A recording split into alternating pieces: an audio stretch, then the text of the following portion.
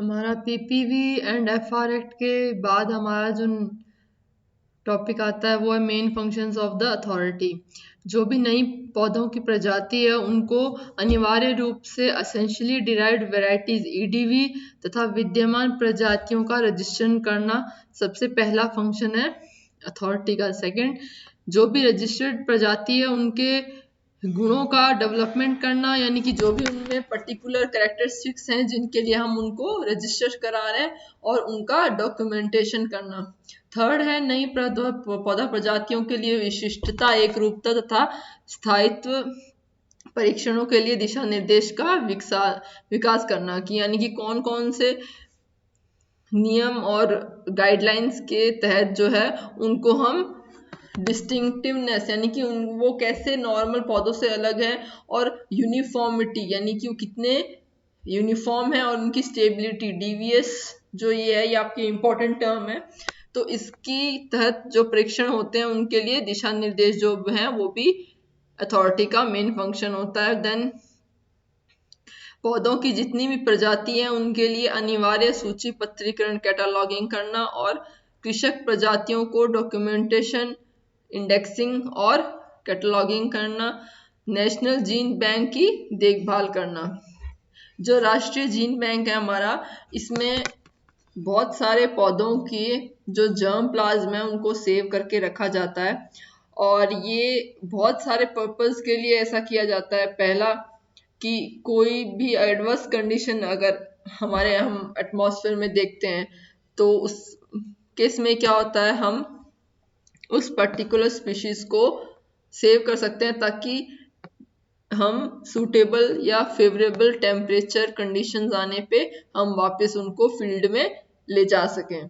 Second है कि हम अपनी एक जो हमारी ट्रेडिशनल और जो हमारी इंडियन जो हमारी स्पीशीज है उनको हम कैसे लोगों तक पहुंचा सकते हैं, उनके बारे में ज्ञान उपलब्ध करवा सकते हैं। इसके लिए भी हम वेराइटीज ऑफ स्पीशीज के जो जर्म प्लाज्म उनको सेव रखते हैं।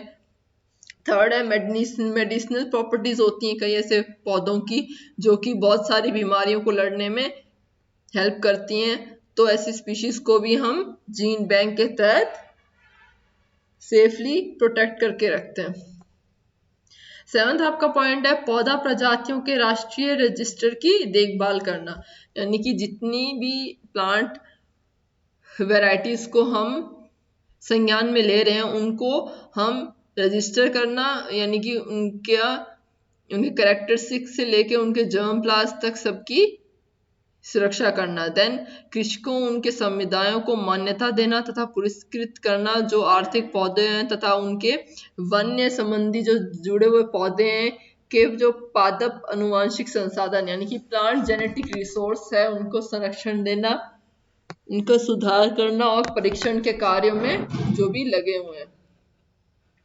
आर्थिक रूप से अच्छे पौधों का प्लांट जेनेटिक संसाधनों को बनाए रखना यानी कि प्रिजर्वेशन। ये 9 पॉइंट्स आपके मेन फंक्शंस है अथॉरिटी के। Then plant varieties journal of India, ये क्या है? ये दोनों लैंग्वेजेस में प्रकाशित होने वाला जर्नल है, इंग्लिश एंड हिंदी, जो कि अपनी वेबसाइट भी प्रोवाइड करवाता है और इसमें प्रजातियों से related different types of information है वो पब्लिश होती हैं। और रजिस्ट्रेशन का जो लास्ट फेज है उसमें जो भी स्वीकृत प्रजातियां यानी कि ऐसी प्रजातियां प्लांट वैरायटीज जो कि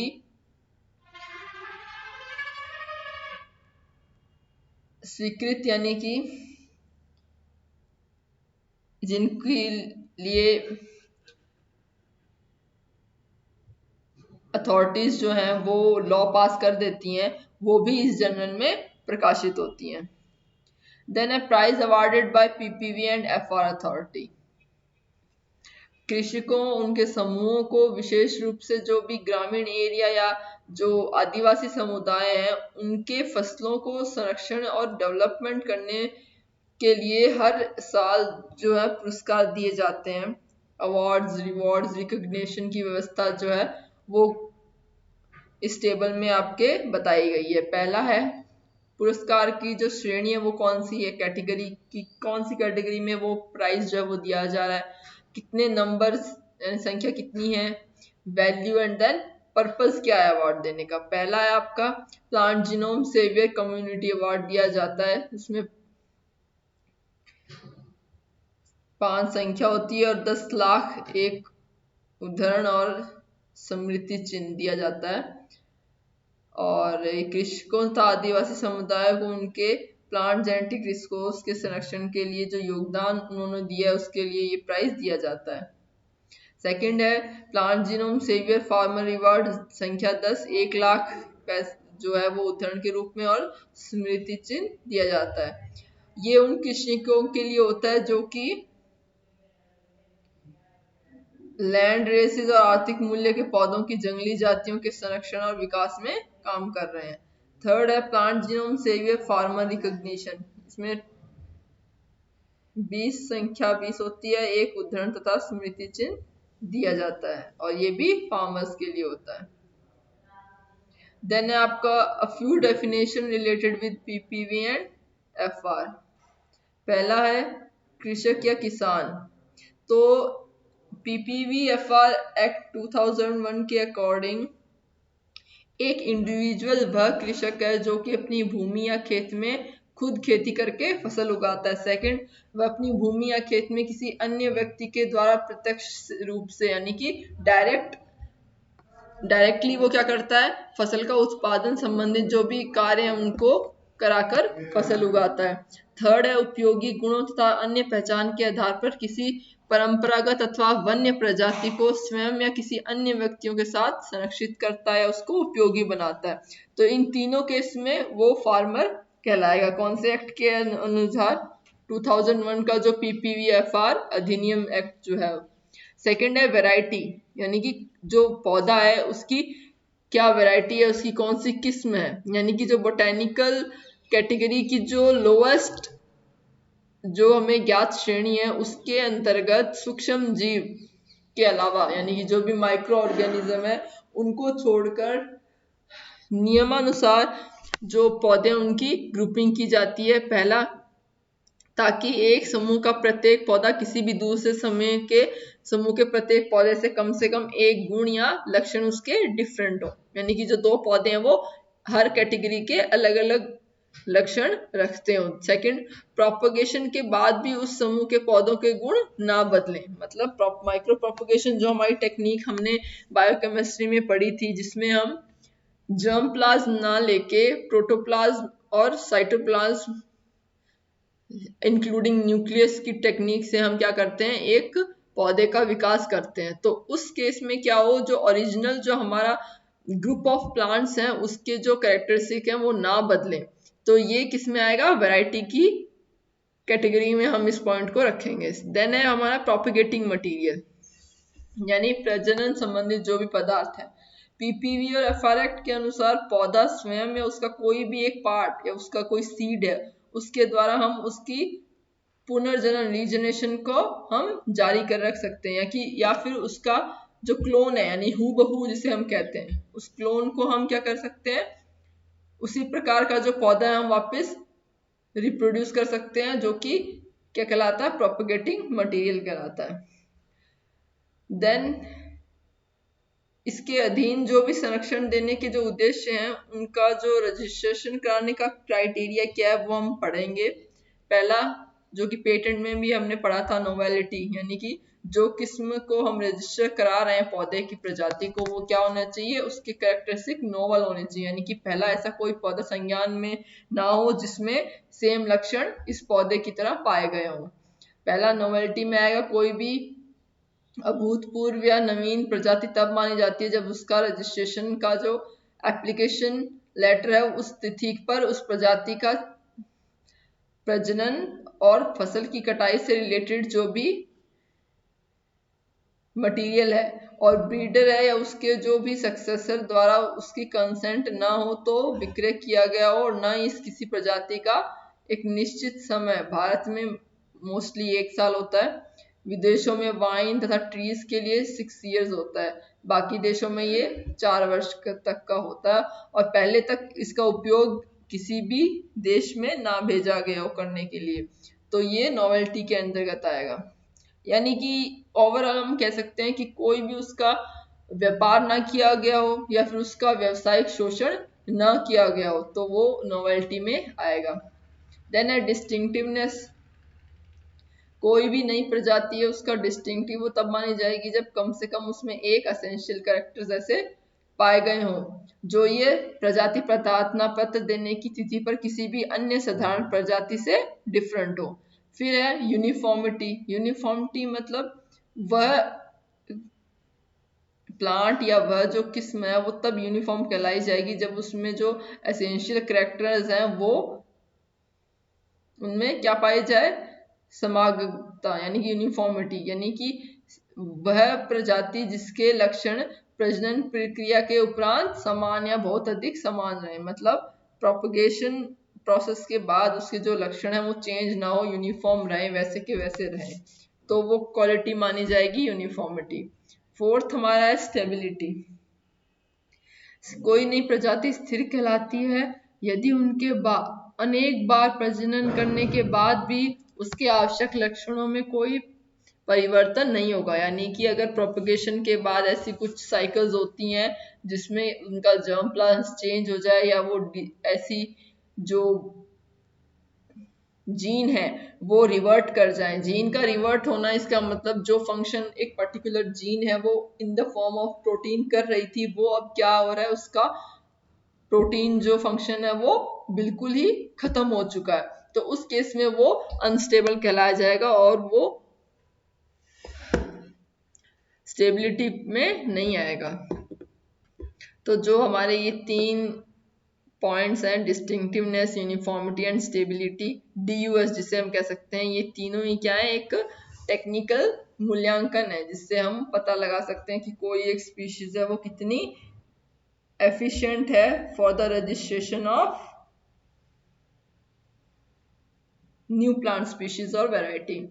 देन है सेटिस्फैक्टरी डिनोमिनेशन। इसके अनुसार उस प्रजाति की एक संज्ञा होनी चाहिए। संज्ञा यानी कि जो प्रजाति का क्या बता सके, जातीय डेजिग्नेशन बता सके, जेनेरिक डेजिग्नेशन। जेनेरिक डेजिग्नेशन बताता है कि वो स्पीशीज का जीनस क्या है, उसकी फैमिली क्या है, ऑर्डर क्या है, क्लास क्या है, तो ये जितने भी लेवल्स हैं वो डिफाइन करता है generic designation of a particular plant species.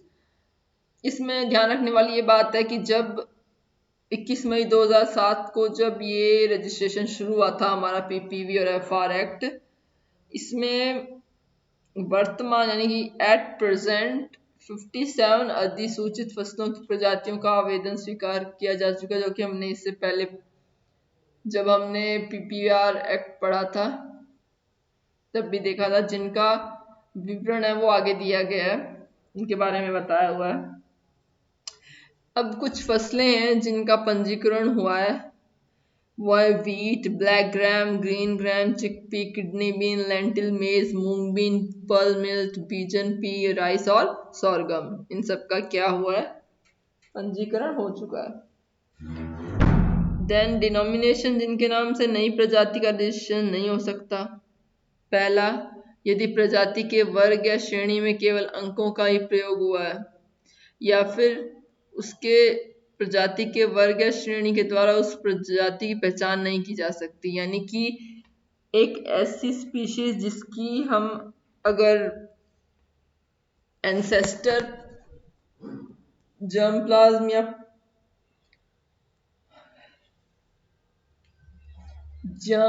Jeans को देखें तो इससे हम पता नहीं लगा सकते कि ये कौन सी स्पीशीज जो है कौन से जीनस का है, तो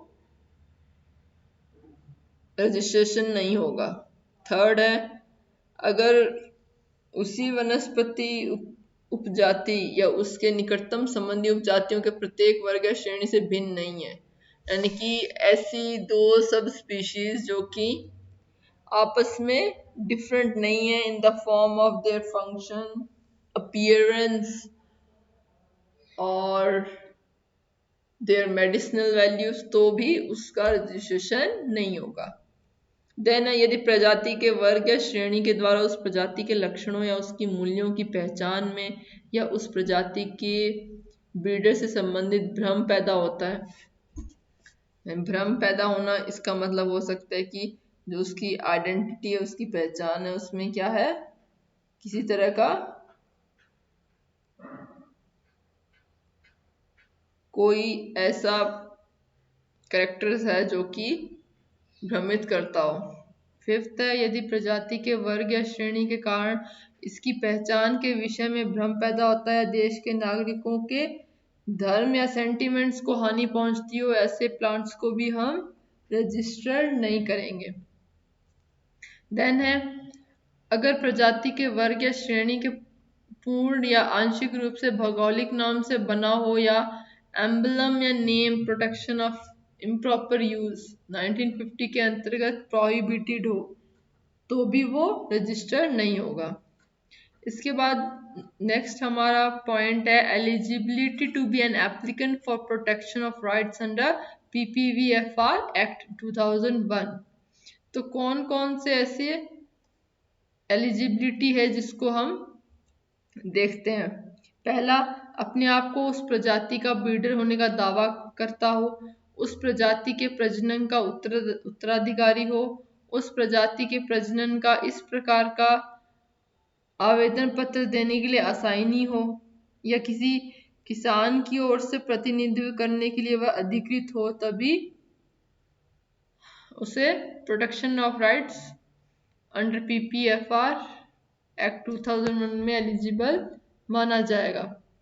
सेकंड है, कोई भी एक या एक से अधिक किसान या किसानों की संस्था जो अपने आप को प्रजनक होने का दावा करती हो, या कोई ऐसी यूनिवर्सिटी या गवर्नमेंट एग्रीकल्चर रिसर्च सेंटर हो जो अपने आप को उस प्रजाति के प्रजनक होने का दावा करता हो, यानी कि कोई ऐसी यूनिवर्सिटी या research centre under the Indian government, या वो उन्होंने एक नई किस्म तैयार की हो कोई पौधे की, तो वो किस में आएगा,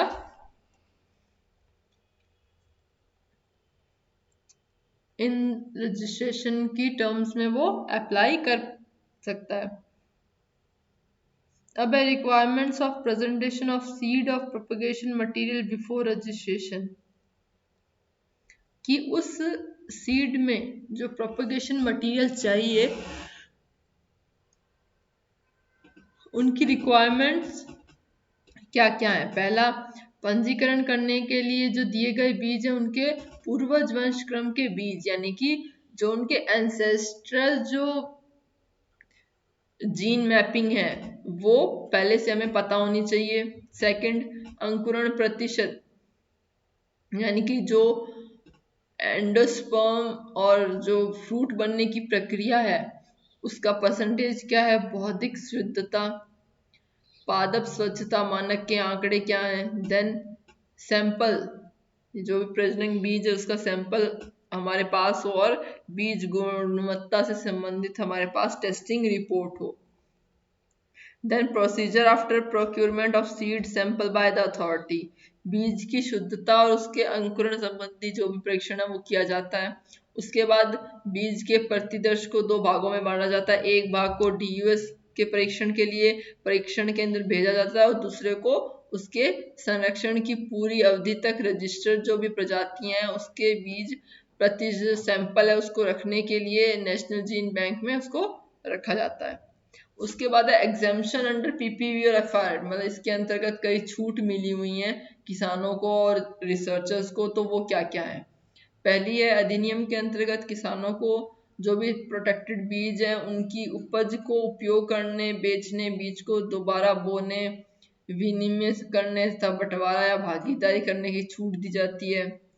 फिर किसी आदेश, निर्णय या अन्य दस्तावेज की जो कॉपी है उसको प्राप्त करने के लिए, किसी दस्तावेज की जांच करने के लिए कोई शुल्क वो है उसे किसान को नहीं देना पड़ेगा।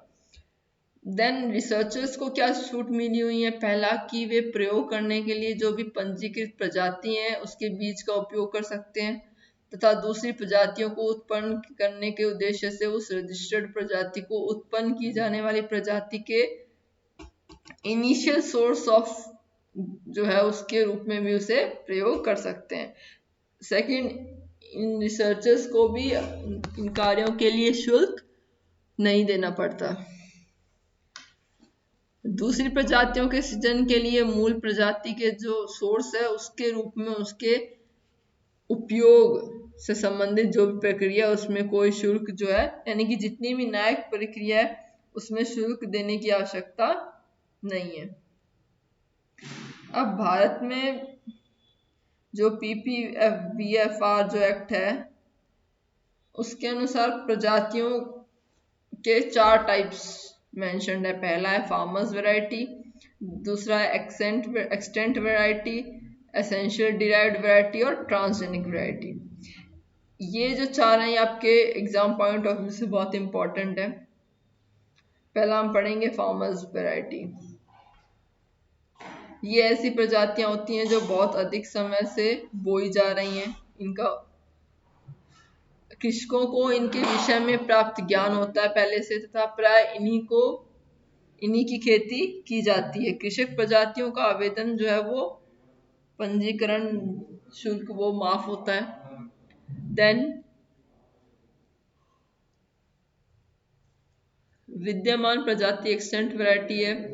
ये फार्मर्स वैरायटी होती हैं और ये वो प्रजातियां होती हैं जिनके विषय में सामान्य जानकारी है वे पता होती हैं, या फिर ये ऐसी प्रजातियां हैं जो कि सीड एक्ट 1966 में नोटिफाइड की जा चुकी हैं। थर्ड, एसेंशियल डिराइव्ड वैरायटी कौन सी होती हैं? ये ऐसी वैरायटीज होती हैं जो मोस्टली बोए जाने वाली प्रजातियों से निकाली गई हैं और इसमें बहुत ही इंपॉर्टेंट कैरेक्टरिस्टिक्स भी प्रदर्शित होते हैं जो कि जीनोटाइप या मूल जो इनिशियल हमारी वैरायटी थी उसमें भी देखने को मिलते हैं, या इनका एक जो कॉम्बिनेशन है वो हमें प्राप्त होता है, उत्पन्न होता है। अब व्युत्पन्न प्रजाति यानी कि जो प्रेजेंट वैरायटी है उसमें से निम्नलिखित ऐसे कौन से एक मेथड का प्रयोग है वो प्राप्त किया जाता है? पहला उत्परिवर्तन, सेकंड जेनेटिक इंजीनियरिंग, थर्ड उत्तक संवर्धन द्वारा यानी कि टिश्यू कल्चर के द्वारा, देन प्रतीप संकर द्वारा हम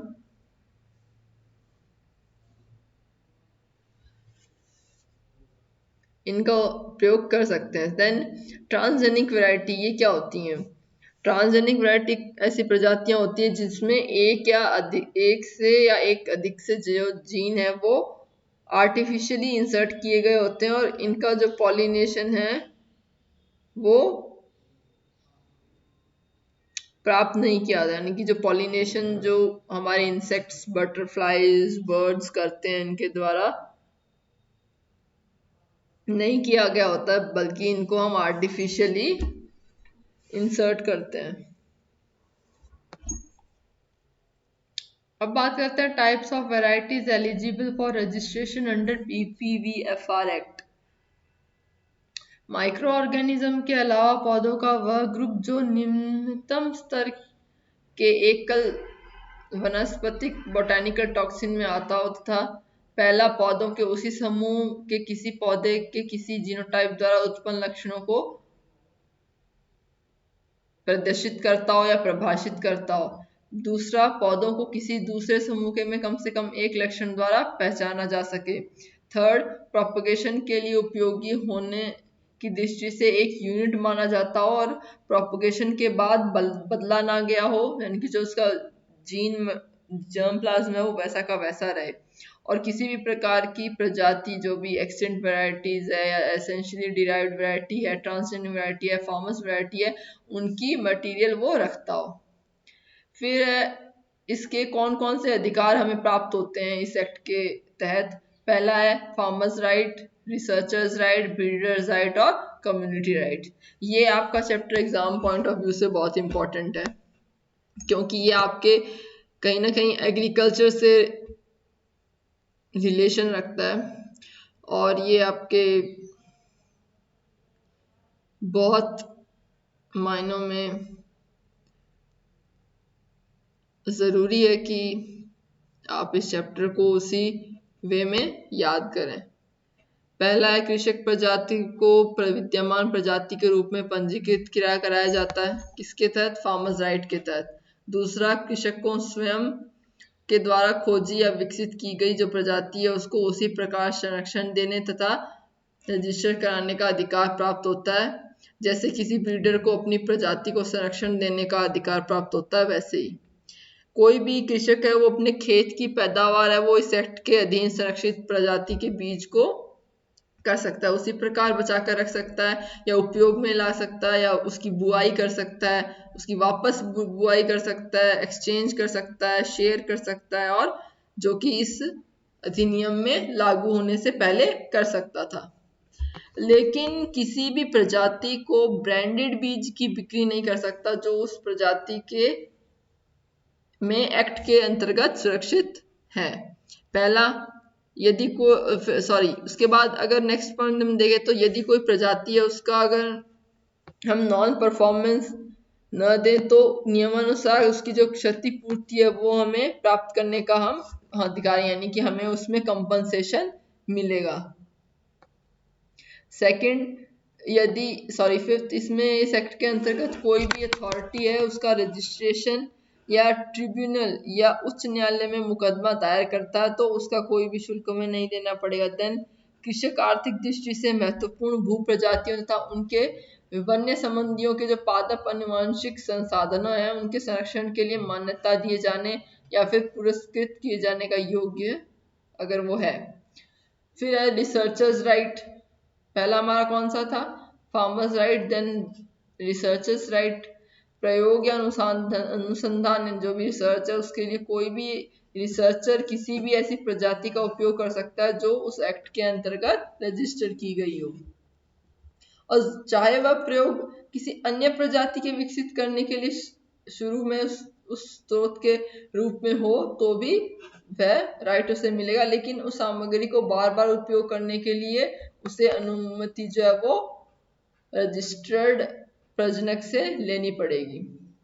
ब्रीडर्स राइट, प्रजनक को सुरक्षित प्रजाति के पैदा करने, बिक्री करने और डिस्ट्रीब्यूट यानी कि इंपोर्ट और एक्सपोर्ट करने का अधिकार प्राप्त कराएगा। कम्युनिटी राइट्स में यह एक प्रकार से ग्रामीण या स्थानीय समुदाय को उस प्रजाति के विकास में दिए जाने वाला योगदान के उपलक्ष्य में दी जाने वाली कंपनसेशन है जो इस एक्ट के अंतर्गत रजिस्टर की जा चुकी है। कोई भी व्यक्ति या उसका समूह सरकारी या गैर सरकारी संगठन भारत में स्थित किसी गांव या स्थानीय समुदाय की ओर से किसी भी नोटिफाइड केंद्र पर किसी भी प्रजाति के इवोल्यूशन का क्लेम प्रस्तुत कर सकता है। पौधों की प्रजातियों को रजिस्ट्रेशन द्वारा संरक्षण केवल भारत में ही मान्य होगा, यह किसी दूसरे देश में मान्य नहीं होता। अब इसके जो अधिकार है वो प्राप्तकर्ता को उसके सक्सेसर, एजेंट या लाइसेंसी को उस प्रजाति के उगाने, बेचने, वितरण करने, एक्सेट्रा एक्सक्लूसिव राइट्स जो है वो उसको मिलेंगे। ये किस में आते हैं? कम्युनिटी राइट्स में। नेक्स्ट लेक्चर में हम पढ़ेंगे main aims to protect right of plant breeders. क्या क्या मुख्य उद्देश्य हैं।